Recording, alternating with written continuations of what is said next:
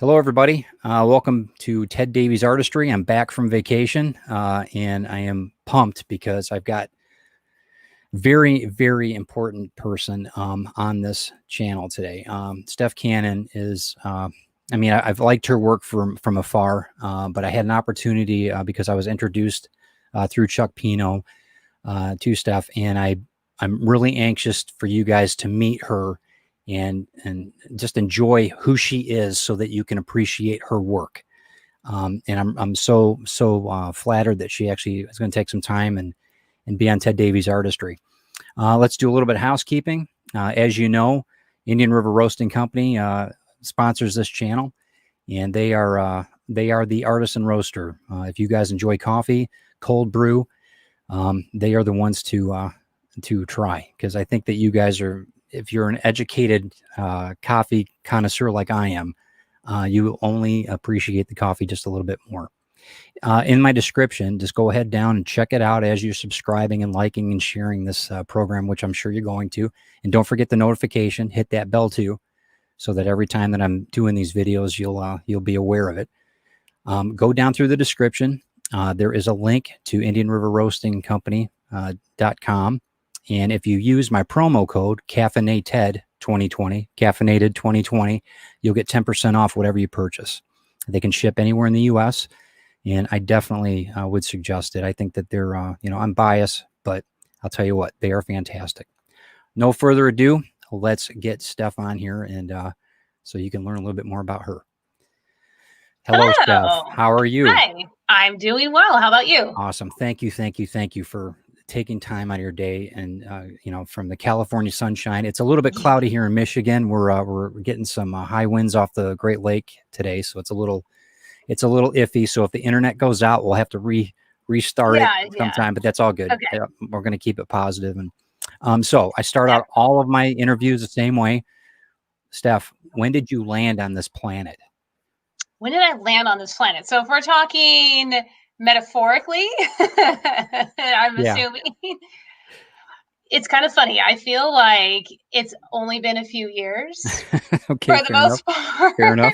I have like my own identities, as a kid and a youth. Sure. And, I got married young. I had kids young, and that was my life for a really long time, was doing that, was being a stay-at-home mom, being home with the kids, being involved in their schools, which I still am. Awesome. But around when they started getting a little bit older, more self-sufficient, around 2016, 2017 or so, I started thinking more about what I wanted to do that could still keep me at home around them and not in an office away from them all the time. Good. And I've pretty much wanted to be a writer since I was 10. So it was kind of a no-brainer to want to pursue the passion that I've had for writing. That creative outlet. So what inspired you, and what inspired you at 10? What was the book, or maybe the... I always liked to write, and then there was a short story contest in the local newspaper it was around Halloween time. It was like a scary story contest. And I wrote a very short, I can think back on it now. I think it was like 2 paragraphs long, a very short story that my parents were so excited that I was going to even do it, and submitted it, and ended up winning for some inexplicable reason. It was open to adults. It wasn't like it was a kid's story contest. Yeah. So wow, what a compliment. That's great. Yeah, it was somewhere around here. I think it's at my mom's house, actually. We still have that newspaper. What was the name of it? Do you remember the title? It was called The Dog. The Dog. But it's a horror. It was a horror story? It was horror. It's about a ghost dog. Cool. Yeah. So, I was 10. But that's all good. That's good, though. But, I had a little bit of a twist ending at the end, and I guess that's what they enjoyed. So that kind of, the bug bit me at that point in time, once I had that. Awesome. Did you end up pursuing that throughout, after 10? Did you go into other contests? Did you write some other stuff, or? Not so much. There's like some school things when I was in elementary school, but then when I was in high school, I joined the school newspaper. Okay. And I was an editor and got to write articles, and in fact, for a while, I kind of thought I wanted to go into journalism. That was that was where my passion lied for a little while. I really loved writing articles. I really loved the layout of the paper. Of course, that's all different now that we've gone the technology way. Sure. What was the big thing about editing that you enjoyed or that you hated? What was the? I loved it because after lunch, so this was high school. So after lunch, I had 2 periods of that.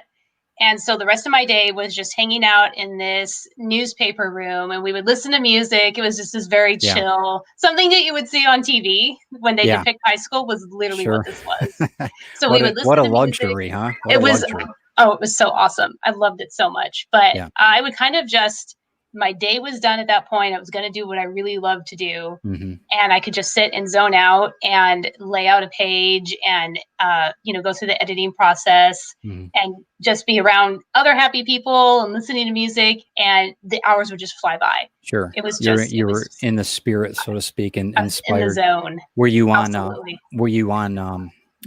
software? I mean, was it that did you have Photoshop? What was the format? Adobe. Oh my gosh, PageMaker. Adobe PageMaker. Wow. Okay. Bringing back some memories. All right. That's cool. Me a little bit. Yeah. I mean, this was back when we shared a classroom with the yearbook staff. This was back when there was no digital pictures. Right. They actually had a dark room that we would have, with a little revolving door that you would have to go through. Yep. That's so long ago. My wife's was a photographer, and when she was in school, it had this. I referred it to the Star Trek door because it was like it spun around, and that was really cool. I love going down to the studio and seeing that. That was such and the film developing and all that stuff. That's always So what? Okay, so high school was a lot like you. I waited till my senior year because I did all my elective, got everything done, and then my senior year I went to. They had like an architecture school in the afternoon that you could go to the vocational training, like for drafting. This is right before, I'm going to show my age, right before the computer drafting came about. It was like right on the cusp in the early 90s. So I would go in the afternoons they bus us over to this what did they call it? The vocational center. Yeah. But during the morning, I would be doing artwork. So I would be in art classes all morning. So my senior year was like gold. I loved it because I could do that. So I can totally appreciate that. No, how old were you? Was that your junior year, senior year, sophomore year? Junior and senior year. And I think before that, it was just it was just journalism. It was just writing for the paper. And then those last 2 years was doing like more of the editorial stuff. Right. Yeah. So it was pretty much the whole time. What do you like when you're writing? I mean, I know what you write now, but what do you really like writing? Do you like horror? Is that your kind of your forte, or is it? Horror was always my first love. I always, as a kid, I was a kid of the 80s, and I was an only child. Well, I grew up an only child. So I just sat in front of the TV and watched all kinds of, all the 80s movies. Nothing ever scared me. I was never that kid. Yeah. So horror was always my first love. Awesome. And then I kind of dabbled in a little bit of, kind of just regular drama. But now at this point, it's much more on the fantasy side, much more kind of in that realm. What is the I'm going to turn this down a bit. Sorry about that. What is the what's the thing you hate about writing? what's one of the things you just dislike? Oh gosh. I don't get writer's block that much. So that's never really an issue. It's more trying to find a way to tell the story that's going to be fresh and new and different. And not seem repetitive, and trying to kind of, it's easy to stay in your lane and write the same things all the time, or have you kind of the same plot points, or you say the same phrases over and over again. Trying to get yourself out of that habit is really tough because you just want to stay in your nice, safe little, easy zone. So it's stepping out of that and challenging yourself. That I've had to do it where I've actually had to make other stories that so if I'm having a problem with the one story, I actually go out and it's a completely different story. I'm working on that. Then I come back to, for some reason that helps me better. I don't know if it's really helpful. And being an artist, it's like, being an artist first before a writer, I had to step back. A lot of the drawings I did, I was intently looking at that, whether it was architecture or painting or whatever. And then I'd have to step back and then see what it was. You know what I mean? It's the same with writing for me now. And people ask me that, what do you do with writer's block?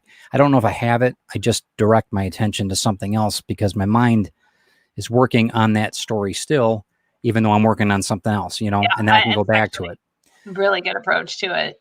Where do you see writing now versus when you were younger? What have you learned? What is it that intrigues you now?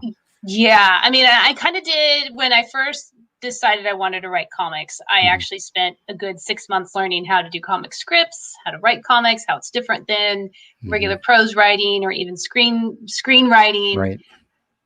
So knowing how to tell a story in a concise way with comics is much different, but I love it. I really do. And that's not to say that we won't do other things, prose wise or screenplay wise. Right. But I think the thing that I love about it now is the fact that it's getting to a point now where it's being shared with more and more people, and the things that we're really excited about, that I'm really excited about when I'm writing, seeing other people get excited about that same thing and going, okay, I hit on that. That's exactly what I wanted. Because you don't want to hear, the crickets chirping, have it fall flat and go, man, that didn't have the impact I wanted it to. So when that happens and delivers, and you get some recognition, something, or not, maybe connection's a better word.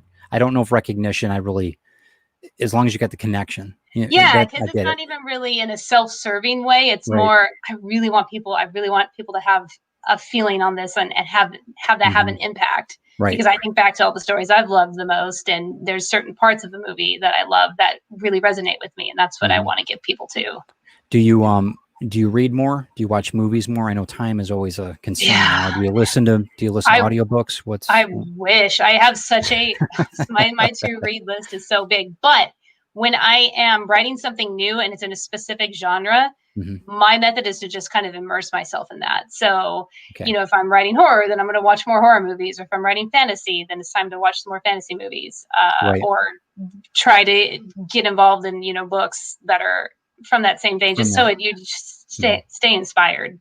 Do you listen to music or anything while you're writing, or is that too distracting? Yeah, not really. I will. It's kind of funny. I will do a lot of writing in my head when I'm running, because I'm a runner. So if I'm not listening to podcasts, or even sometimes when I'm listening to podcasts, I'm thinking, of the story at that point. But sometimes music is on, but I tend to need to be pretty hyper focused when it comes to that. I can understand that. I listen to classical music when I'm writing. Anything that's got words in it will throw me, completely off. And when I drive, it's different too. If I go on a long drive, it's like I can work through the pathway that I need to in the writing, because there might be something I just can't. I don't know how that's going to go together, and I need to just get out of the house for a couple minutes and just drive. And I was reading an article where they said that when you're driving, your left and your right brain are being used at the same time, and that's why you kind of zone out a bit, and you don't really even realize where you're driving. But that helps me think. And so that's good to know that you've got something, especially in running. Now, do you run? Do you do marathons? What are you doing, that kind of strength training, or what do you do? Oh yeah. Yep. I've done 2 marathons, 17 half marathons, and a whole bunch of 5 and 10Ks. And sadly now there's no races to be had. They've all been canceled. So I've done a lot of virtual runs, which has been fun too. A lot of different virtual challenges. I tend to need to have a goal in mind, whether that if it's not a race, then it needs to be a certain mileage challenge or something. Otherwise I can find excuses to not go out at 5 o'clock in the morning. How long are these runs? How long are the runs, the big ones, the marathons? When an actual marathon's 26.2 miles, but if I'm doing, that's right. I guess it would be. Yeah. Wow. Okay. Yep. So, but my long runs, on the weekends can be anywhere from 8 to 10 miles. And then my shorter runs during the week are, between 4 and 5 usually. Got it. I used to cycle long distance, like hundreds of miles, could do 120 miles in a day. I don't know if I could do the running. I just, just my body. I don't know if I could take the trauma of running, it was different when I was younger. Have you noticed that, even the way that shoes are made now, everything that's done for the tools that you can use now. Have you noticed a change in your physicality, just the aches and pains, and as I'm starting to notice it a little bit more every year. I'm like, man, and I'll think too, like, why am I kind of, I have asthma too, so it's always kind of this tricky kind of thing, and I also live in an area with the worst air quality in the country. Okay. So and that's, it's not your fault. It's that happens. That's life. But I've learned to just kind of adapt and just be careful. And, we've got the fires going on right now. And sure. And that's what I was going to ask next. What was the next thing I was going to ask? So tell me about that. What's happening right now with your environment there? So I'm kind of surrounded by a whole bunch of national parks. And so we tend to have fire season every year. Around this time, we get a lot of fires, but these were particularly bad. And I was actually traveling back from Florida the other week and stepping off the plane, I could smell the smoke in the air. Yeah. And the sun, I've been taking pictures of the sun. It's like red, we've got it's been definitely looks like overcast days, but it's not, sadly. Do you guys have protocols of what you're supposed to do or what the state mandates? Like, obviously you have to wet the house down with water. What do you have to do? Fortunately, we're not close enough to where we ever have to really be afraid of evacuating. I mean, that would have to be a pretty, I don't know if that's ever, it's pretty severe. So but they do have warnings. So they'll say, unhealthy, usually with the air quality, they'll say it's unhealthy for sensitive groups. They kind of have like the tiers, but when it was really bad, they were saying unhealthy for everybody. Don't go outside. Don't do anything. Yeah. Wow. Yeah. That's when it's bad. Do they have an idea of what starts it? I mean, is it lightning? Is it just careless campers? What? I mean, what? This last time it was lightning, which is kind of crazy. I don't think that happens in California that often because we don't tend to get storms like that. Usually it is, careless people. Sure. Unfortunately, sometimes arson. I know that there was a big one last year. I think that was caused by a car accident. It was just a single spark, and it's kind of crazy to think that it can start that way. Yeah. So it's pretty arid then where you're at. It's very arid. Okay. Yeah, we're kind of a desert climate. And so I think it's going to be 110 on Sunday. Oh my Lord. See, we have a lot of humidity here in Michigan. Yeah. But they'll have like a no fire day. You can't set fires in the backyard or anything. Even though we're close to the Great Lake, it's still, they consider it because we have trees everywhere, but it's pretty lush here. So, I lived in Arizona for a while in Phoenix, and I know that how hot it was there. I remember the car. Yeah. Opening the car, being raised in Detroit, I always put the windows up, lock the doors. Yeah. In that type of environment, and it's like a blast furnace. You open that thing, and it's unbelievable. Like it'll send your eyebrows right off. Yeah, it's crazy. Has it been a real challenge? I mean, is it? You expect fires, right? Yep. Every year. How is it? How does that work? I mean, how do you guys manage that? Is it something? Normally, I can go and just say, I'll run in the gym. Until I got you. But unfortunately, the gyms are closed, so we have that option. I know that when my kids, and again, when the kids are in school and actually on a campus, they will have days where they don't go out and play. They can't go out and. Isn't that something? Wow. Yeah, which is sad that it's that way. And it's a double right now with COVID and that. Exactly. Right. So how's let's touch base on COVID a little bit. What briefly, we won't. We've already had enough of it, I'm sure. But what's it like there? I mean, what's the? I know you and I talked privately about that. Yeah. Tell me a little bit. Tell everybody about the environment there.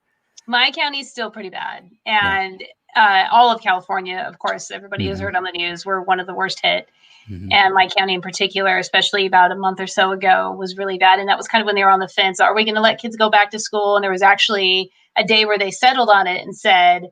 Yeah, we'll do, the option of distance learning, but we'll have them kind of in a hybrid, on campus a little bit. And then the very next day, the governor said, no way. So we had like a day to, and then everybody had to kind of prepare. Yeah. So which I don't think it's bad. I think it's probably good. Yeah. I'd rather be err on the safe, I know you want them out of the house sometimes, but it's an adjustment, but I I have that peace of mind. I'm not worried. I'm good. I'm just good because the numbers are still bad here, and we're kind of still on lockdown. I mean, I think they just started opening up salons again, possibly. Right. But we're still pretty much not able to go anywhere. Right. And we've got, our governor's caught a lot of hell for everything that's been going on. I don't get political on this page, but it's very, it's a tough situation. I wouldn't want to be in that situation. I know what I would do personally, and I'm with you on that. My kids are adults now, so they're in the workforce. They're one's in the medical field, so it's a concern for me. You know, I'm always concerned about that. But as far as they've got better protocols than I think my wife and I do at the house. You know what I mean? As far as being aware of what's going on, and so I kind of have to let them kind of do their thing. But as far as school goes, my heart goes out to all parents that have children that are of school age, because I don't know, you know, it's a loss. And then as a creative person, trying to deal with that, and then trying to still be in my own head trying to write, I mean, I can't even imagine what I would be putting, if I would even be able to do it. You know, it's been a long, almost 6 months, and we've had to kind of make some adjustments. And you know, I mean, they're home for the summer, but I know that I can anticipate for that, but not knowing how long it's going to be or how long they're going to be here. Fortunately, we haven't had too many issues with distance learning as far as them logging on. I hear stories of kids who just every day it's like a struggle. I had so far there was one, I forget where it was, but there was one pretty smart 9-year-old who put internet, I think it was internet downloading with his name. Did you read that or whatever? Hilarious. Whatever it was, page error or something. Yeah. Classic. I mean, we have to follow that kid, because I think he's going to be a writer someday, a creative writer. Okay, so tell me, what's your favorite? Do you have a comic book that's your favorite, or writer that you appreciate more than the others? I mean, what really gets your? I know you said movies and that, but what was there something that really struck you when you were younger? Yeah, I've read a lot. I read a lot of indie comics now, but when I kind of got into comics late, I was, late high school, maybe just out of high school. Mm-hmm. But as a kid, I still loved Batman and Superman. So I always kind of started off as a DC fangirl. The Watchmen was the first graphic novel that I ever read, which I know is cliche. A lot of people say that. No, not at all. Not at all. It isn't here. It isn't here. So that's good. Watchmen kind of was the first thing that I thought, oh, you can really craft a story in comic form. And kind of what I'm visualizing with some of my stories is already kind of in comic form, and I didn't even realize it. Right. But I love Long Halloween. I'm a huge Jeff Loeb fan. So those were the core things that I had by my side all the time when I was cool. Did you like Neil Gaiman or anything, or Tim Burton? Do you like that type of? I'm a huge Nightmare Before Christmas fan. So that's definitely being the 80s, of course we're Tim Burton fans, but of course. What's your favorite of Tim's work, movie or book? Huge Nightmare Before Christmas fan. So yeah, awesome. Now that's a cliche. All right, so but it whatever. Really is. I know. It's all good. Do your kids like that? That genre, or no? Are they away from it? They're starting to get they're like me. They can handle the horror movies, and as they've gotten older, let them watch a little bit more. But I've got a teenager now, so she. I got you. I know that my kids are like, oh God, Dad's got another comic book coming out. That kind of stuff. They're supportive, but they're very like, okay, what's next? What am I need to read to follow this, or and I'm like, okay, that's nice of them. It's cool. They really want to see something that I've created into a movie form. Right. And that's, and I'll tell you what, no bigger compliment that I've had with Retrieve is when they picked it up for scripting for option. I couldn't believe it. I about fell out of my chair. And when Craig got a hold of me, I was telling you about that. And it's a remarkable, it's again, recognition, but somebody else is believing in the story, you know what I mean? Not just from a monetary standpoint, but they want to get the storytelling out to the public, really on a large scale. That's overwhelming. Huge goal. And I think that you're gonna make it. I don't doubt that at all. Much success in that direction for you. So tell me about you had a huge Kickstarter. Everything went well on that. Tell everybody. Now let's get into your work.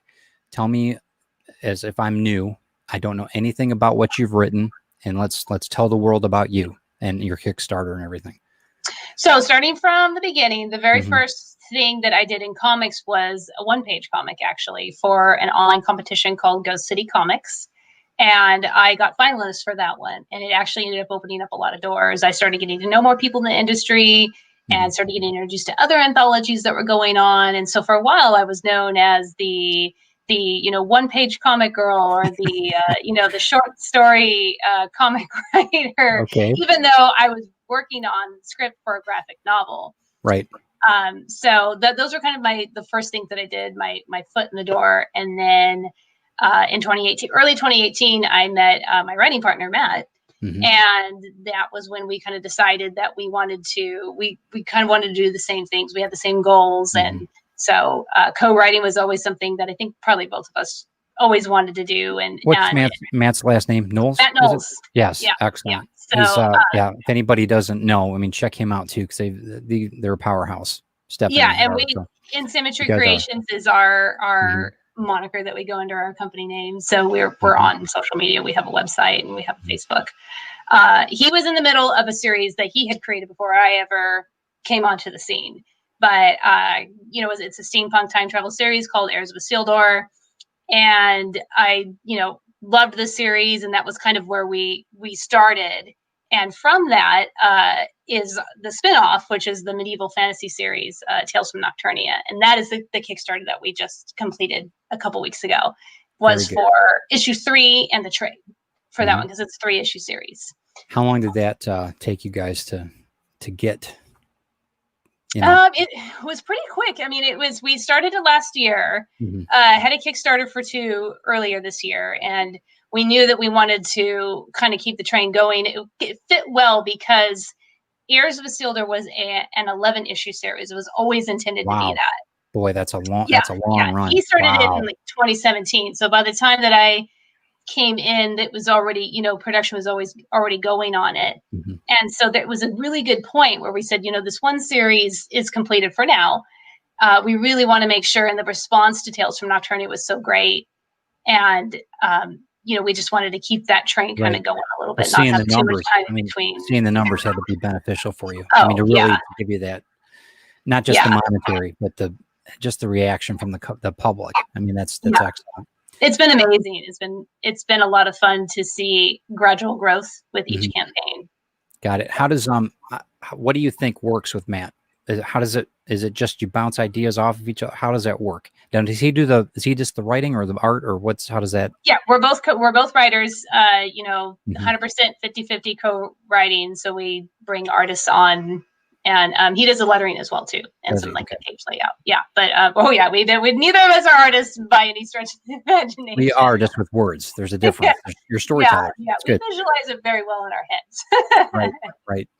So do you what clicks with? I mean, what's the I don't like chemistry is not the right word. What's the interaction like? Yeah, it really is, though. I mean, we are working together every day through video chat. He's in Florida. I'm in California, and we have a pretty good system going that he had sort of pretty much set up before we started writing together. Just from his kind of business background, it's very, Google Sheets, Google Docs. We're saving everything. We know everything is. It's very, organized. Good. And that really helps with the business side of it, because even if you're writing on your own all the time, you have to keep track of everything that's going on. You've paid an artist and when, and how many pages they've given you, because if it's lost in a million emails, that's when mistakes can happen. Sure. So that's been really nice. And that kind of frees up the opportunity for us to just have a lot of time during the day to just create. Right. And how long does it take for you to 11 books is a lot. I mean, so they're at 22 pages or longer, or these, how are they? Some of them are a little bit longer. And with Tales from Nocturnia, because Tales from Nocturnia is the actual series that we actually co-wrote together. I was more in like an editorial position with Heirs. Yep. But with Nocturnia, so the 2 of them are double issues, basically. Just we knew where we wanted each issue to end story wise, but then when we got in there and started writing it, we realized that we really want to touch on this some more, because this is important. There's a lot of characters and we want to give them all important character arcs, and that takes a while. So but it's nice now that we have it completed. We have the trade. We're working on it. The Kickstarter was great for it. In fact, today we were just looking at, the page count for it and going, this makes sense though, why it would be this long. Very good. So come on, Give me what's the page count? I think we're around 150 pages right now for the trade. Okay, that's still pretty manageable. What but do you? We have a lot of extras in it too. So it's the story, but we have behind the scenes info and kind of as the Kickstarter was going along, we said, you know, we can give some character bios, and we love doing that kind of stuff. Trivia.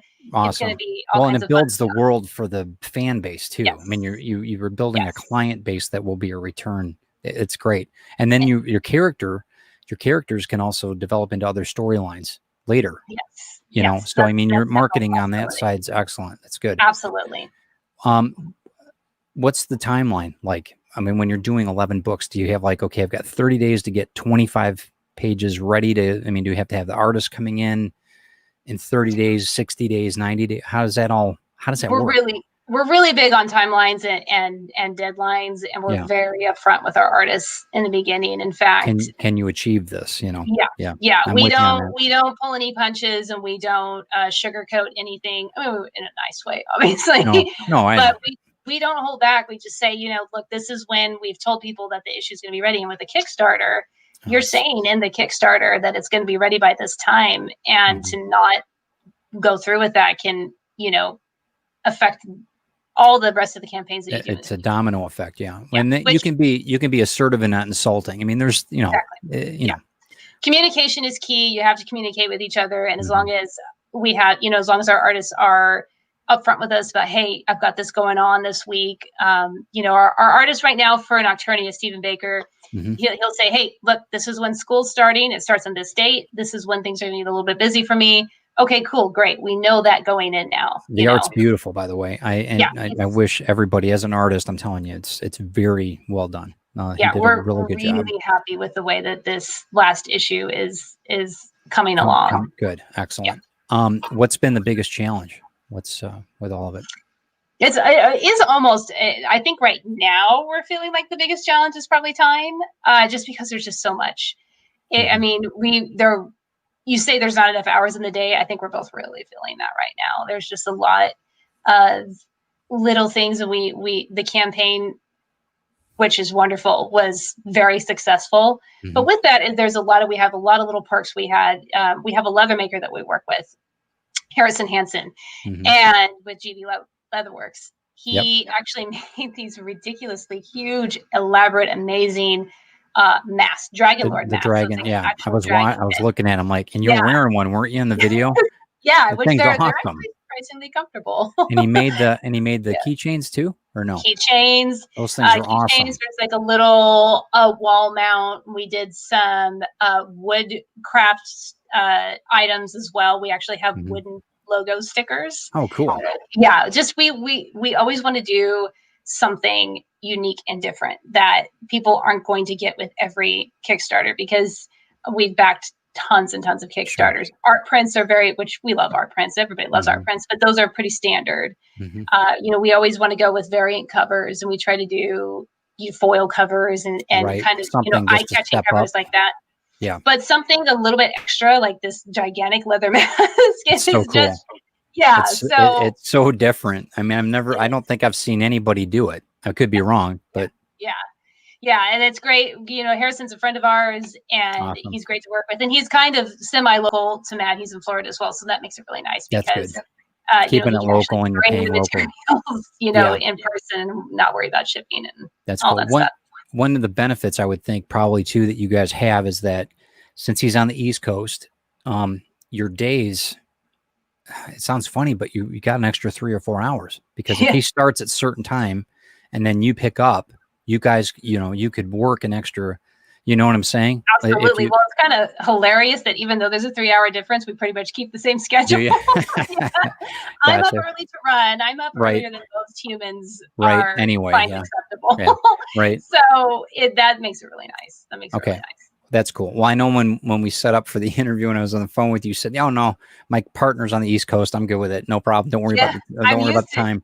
Totally used to trying to schedule things around. I'm thinking kids. I'm thinking, oh God, you know, whatever. And I'm thinking that way, you know. And I've got people that are all over the country that I work with, you know, doing commission work or whatever. And it's weird because even Craig Hall, that's doing the scripting for Retrieve, he's in California, like I was telling you, and And it's different because at 9 o'clock in the morning, I've got an idea and I don't dare send him a message at 6. And, he's not, he's probably just getting up, and you have to think like that. I don't know but if he's, is your partner the same? Is he up early or is he up late, or what's his schedule like?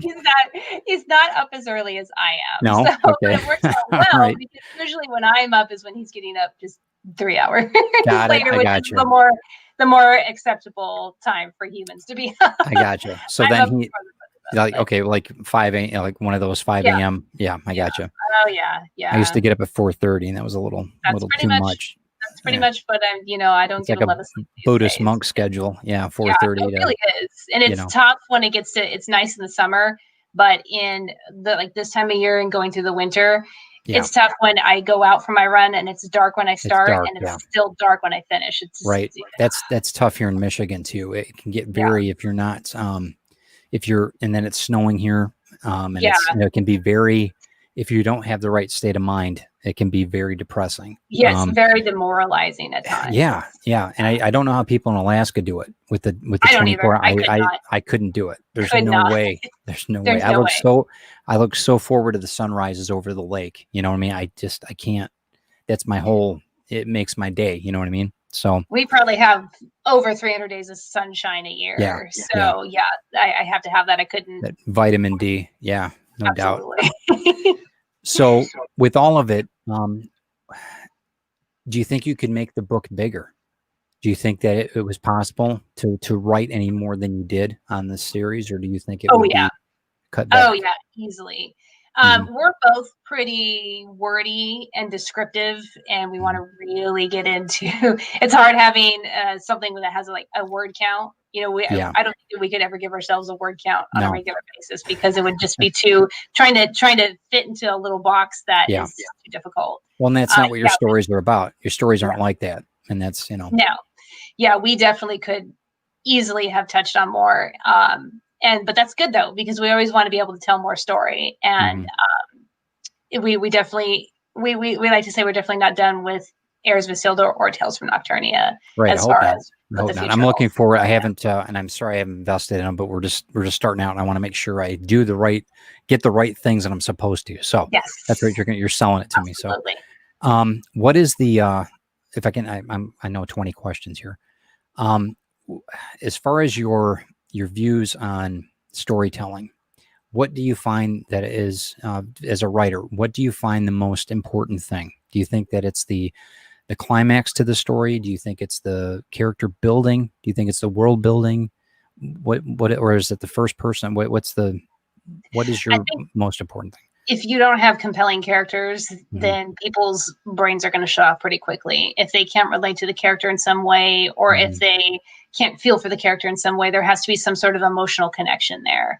And that's what's important to me, because that's what I look for when I'm watching a movie or reading a book or reading a comic or anything. If I can't emotionally connect to something about the story, it may not even be the character, because sometimes you have a character that's super flawed in the beginning and you may not be able to sympathize with them. There's some that have these big, huge character arcs, but if you can emotionally connect to what's going on in the world around the character, I think if you can't, one of the best things I ever heard, and it applies to horror, but I think it can apply to any story, is to say, you take a character and you make somebody care about them, and then you put them through a nightmare, basically. Right. You throw them off a cliff. Yeah, because then that person is going to want to keep reading and find out what happens. But character arcs and compelling characters are essential. How do you keep from clichéing things? I know in science fiction and that type of genre that I'm right, and I write horror too, but how do you keep from being, in fantasy especially, how do you keep from being cliche? How do you do it? Yeah, I think it's easy to do in the beginning, and then when you're reading back, that's kind of a trope. We got to be careful with that. How many zombies and vampires can we? Yeah, exactly. You know what I mean? And that one of my favorite things is the females that we have in Tales from Nocturnia. They're called the Stable Maidens, and upon first hearing about them, somebody may think, they're just the women that hang out in the the stalls with the horses and brush their manes or something. But no, these are tough women who are training these horses for battle and are training the people that are going to ride the horses how to go into battle, how to handle, how to fight. And they all have very unique personalities. They're all very different. There's no wilting flowers, you know, in the story, but they're still feminine. They still have a gentle side. There's mothers and, you know, romantic, you know, relationships that some of these women are getting into with some of the other characters. So, you know, it's nice to see that and to know that we didn't go overboard and make them these, you know, total like action stars, you know, where it seems kind of unbelievable and would maybe not resonate with people in the same way because they would say, oh, well, they're just obviously trying to not make them, you know, stereotypical, but they're also not weak or you know, or anything like that. I feel like we've got a really good middle ground. I'm so glad you went with strong women roles. I think that's a very important thing. I mean, we're seeing a lot in Netflix and everything else now. All these strong women, which is dynamite. I'm so for it. My father was very much a believer that if you want something done right, you have a woman do it because it's and it's not sexist. It was like because you can multitask. We are mere mortals, but women can do some amazing things that we're just not we're not capable of achieving. You know, so with that. I have yet to find, I've got a couple stories that I'm writing that I've got a strong woman role in it, but I think that I don't think it's too hard for men to write a really that perspective, at least for me. Maybe I'm wrong, but I at least for me, I don't think can't get to that point where I can really get the essence of a strong woman. In my stories. So that's one benefit. I mean, I can't wait to read it because I really want to see what your, what's the strongest term or strongest, what's the word I'm looking for? What's the strongest thing about a woman in a character that you appreciate? Do you think it's perseverance? Do you think it's, is there something? That and in our particular stories, I feel like it's not being afraid to speak their minds, and give their opinions. And it's not necessarily even acting on impulse, but it's knowing what's right and not being afraid to fight for that, and speak about it. Right, and the timid thing. I think you're talking about cliches. I think being timid, that whole, it's not something that interests me anymore as far as reading. I'm like. Okay. And there are time periods where that was expected. Women were expected to just kind of sit and be quiet and not. Wasn't that long ago? It wasn't that long ago here. Like, these weird periods through history, and I feel like one was kind of our grandparents' time period too, a little bit. Absolutely.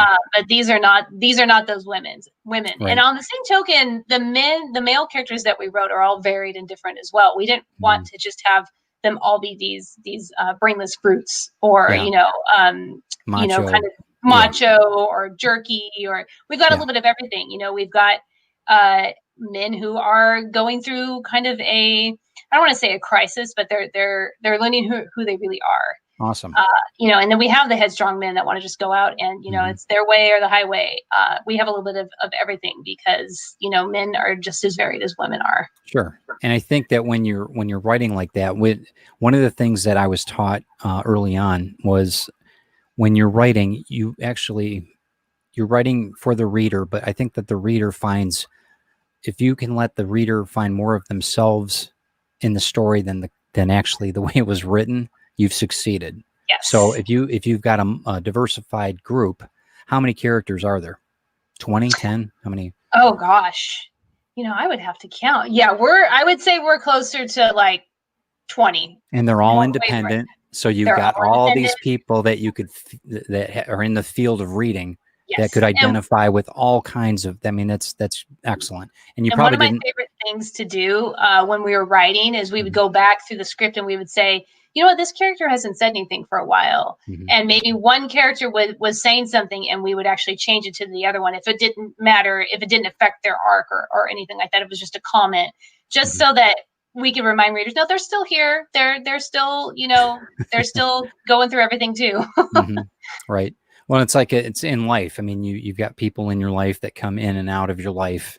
Yeah. Sometimes they're more around than you want them to be. Sometimes they're around when they need to be. And I think that's good storytelling as well. What do you see with in the future with this? After, well, let me ask you this before I ask you that.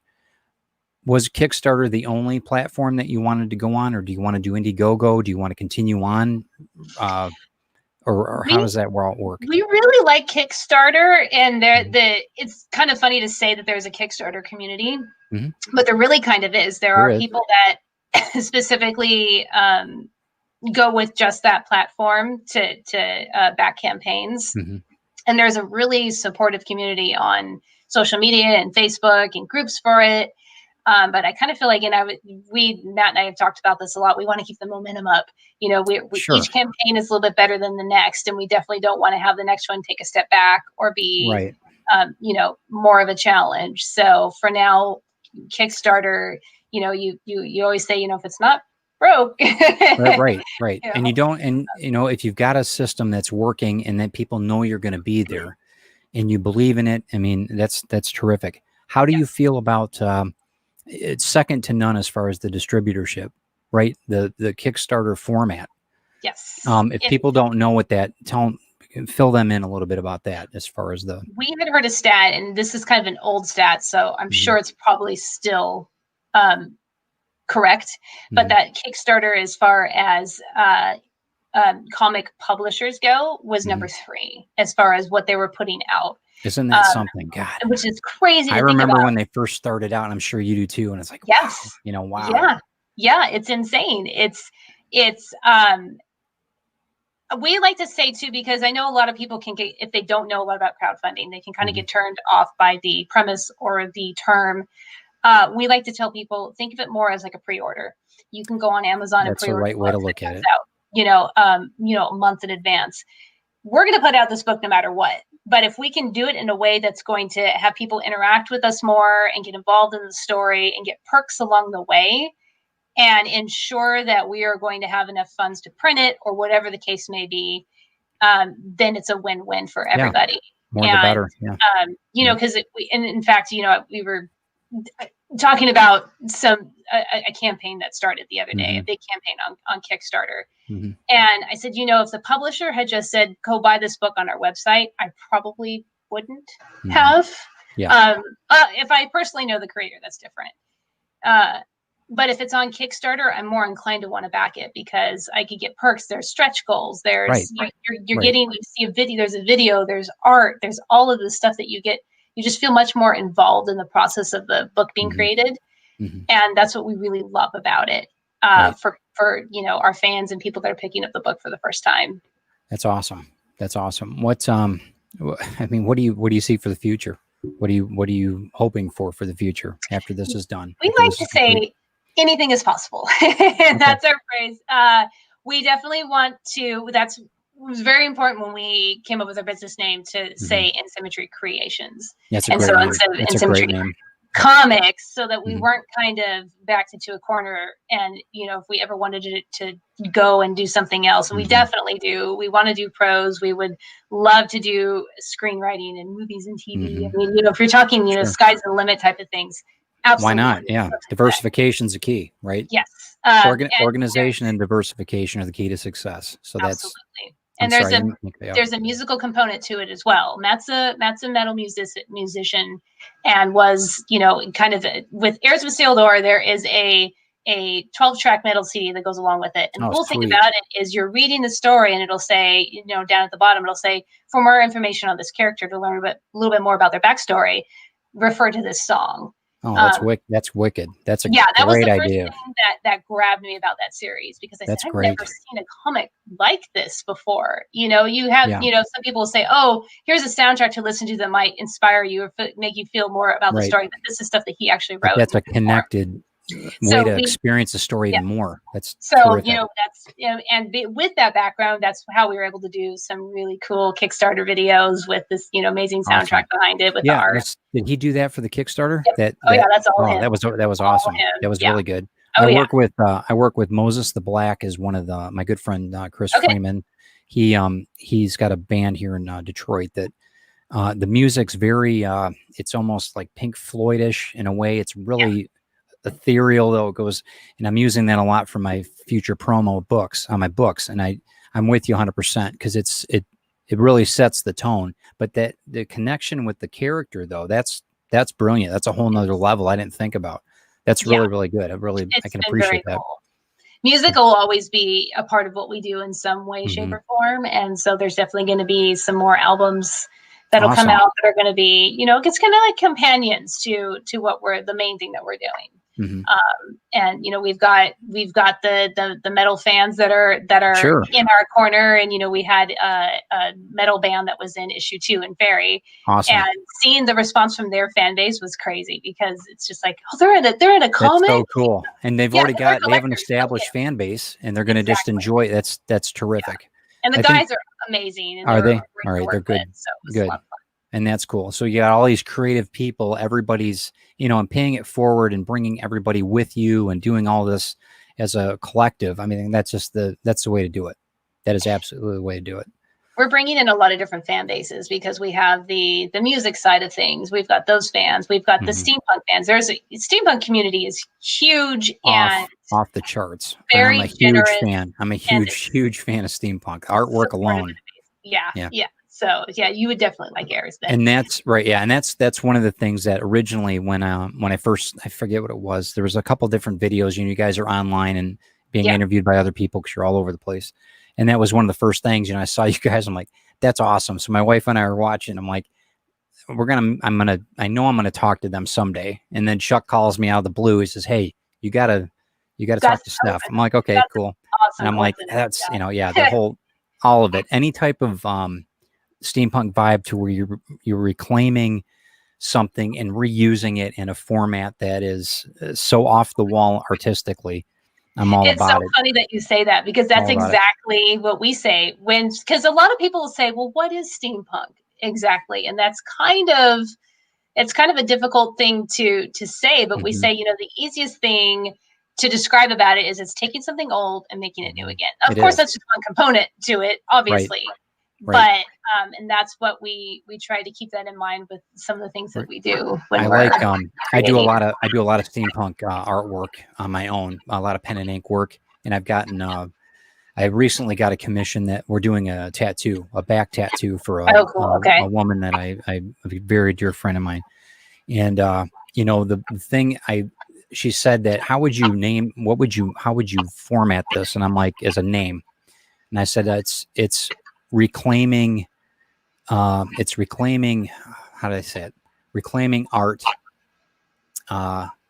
It's a reclaiming creativity and art is what I'm trying to, how I put it. And she says, okay. So she said, you see things like I'll see a spring on a door and I'm thinking some other thing for it, a complete, obscure use for it on a hat or on a boat, on a sail ship or any, all these crazy ideas, and it just spawns off. It could be a rivet on a piece of sheet metal that could get you to a whole nother world. You know what I mean?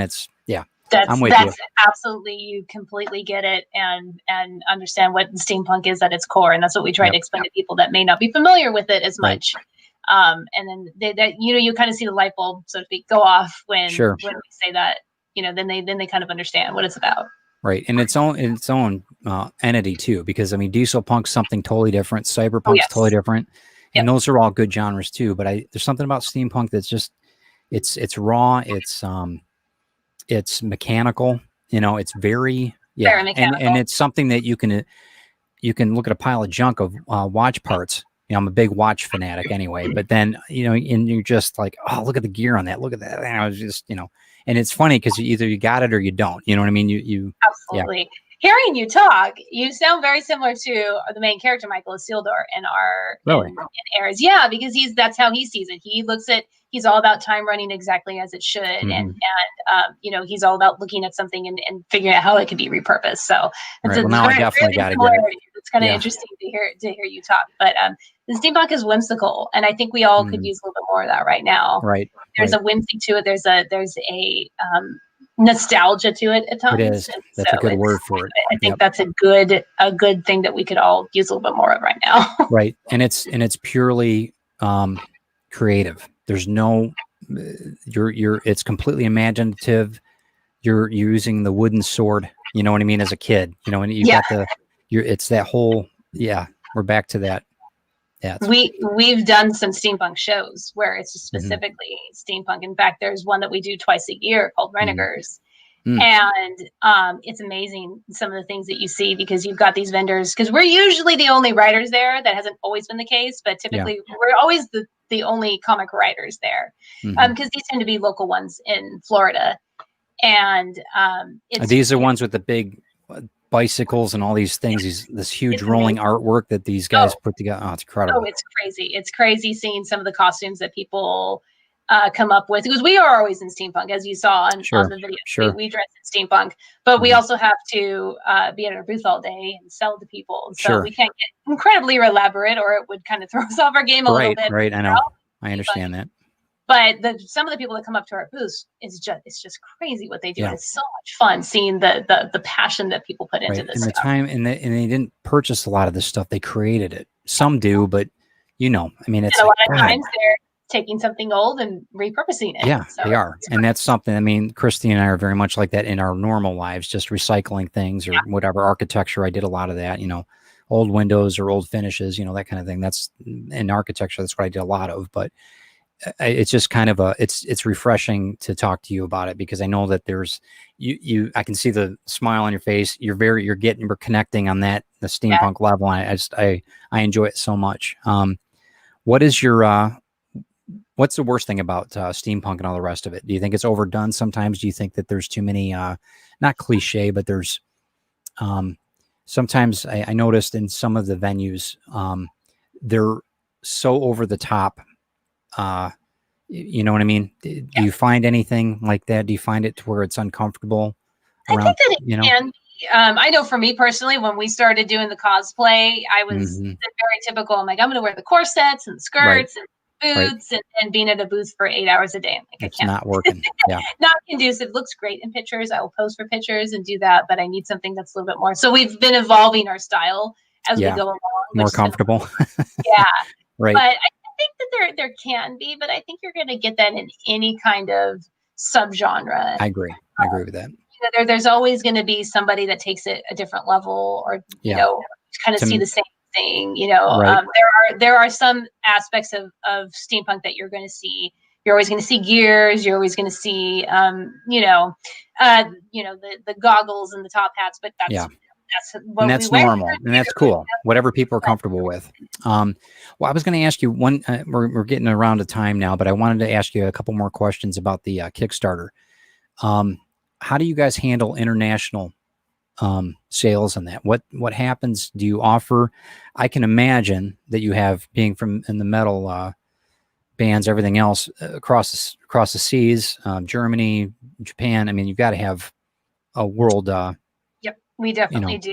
And how do you handle that shipping? Is it PDFs? What do you do? Most international people will get PDFs just because they know, especially if they're fellow creators, they know the deal, they know what's involved in it, and they know that they're going to end up paying a lot on shipping. Sure. And so most of them will get PDFs, but surprisingly, there are some that say, that's okay. I know, I know what the deal is, especially our friends in Australia. They're kind of used to having to pay a lot to get anything their way. So I think for them, it's an island. Yeah, it's an island. Yeah, so, for them, they're just kind of like, oh, that's just the way that it goes, because there are those people that want that physical book in their hands. So we do. We get a lot from Canada, quite a few from Australia, and then we will get like Germany, Norway. Shipping, it's kind of crazy. The last Kickstarter that we did was right before we were fulfilling it. Right before, like a week before COVID hit, and kind of actually in March, the process or whatever it was. Yeah, it was March, wasn't it? Because we only had one show, and that was the end of it. Yeah, it was. And I was in Florida. We were doing the fulfillment, and rates had gone up a little bit. And so we said, we weren't really prepared for that a little bit. Fortunately, we were okay still, but we definitely have taken that into consideration. We just put it up front. We are not one of those campaigns that says, we'll charge you shipping later. We make it known that they're going to be paid, what they're going to be paying in shipping. And, that's awesome. Well, that's your responsibility too, I think, as a creator. I think that you did it right. You did. And I know it's not everybody can do that, but I think it's the right way to do it. It's the right way to do it. Yeah, we love our international fans, and if they're willing to, it takes a little bit longer, especially right now. If they're willing to wait and pay that much in shipping, then we are glad to send them something. Awesome. So where can everybody reach you? Let's get to the nuts and bolts of it. So speaking of steampunk, nuts and bolts. Yeah. The easiest way is through In Symmetry Creations. That's the easiest way to find the stuff that Matt and I are doing. Mm-hmm. We are on Facebook. We're on Twitter. We're on Instagram. Facebook is In Sim Creation. I always get it wrong because it's different for each one. Mm-hmm. Airs with Sealdor is on Facebook, Instagram, and Twitter under Airs with Sealdor. We have our own personal, social medias that we do. I'm Steph Cannon on Facebook. I'm comic writer Steph on Instagram, and S Cannon Comics on Twitter. Right. And I follow them all. So if anybody's interested, if you're on my YouTube channel or anything else with Ted Davies Artistry, I follow Steph. So just, go through mine and connect with her. Cause that's symmetrycreations.com is our website. Is the main website. Okay. Yes. And can they purchase, how does that work now? So the Kickstarter is only for that. Now what are you able to sell? Oh, yeah. We'll be updating our website with all the new items. Our thing is, we want to make sure that our backers get the items first. Sure. We always want to make sure, they're the ones that support us and put forth their money.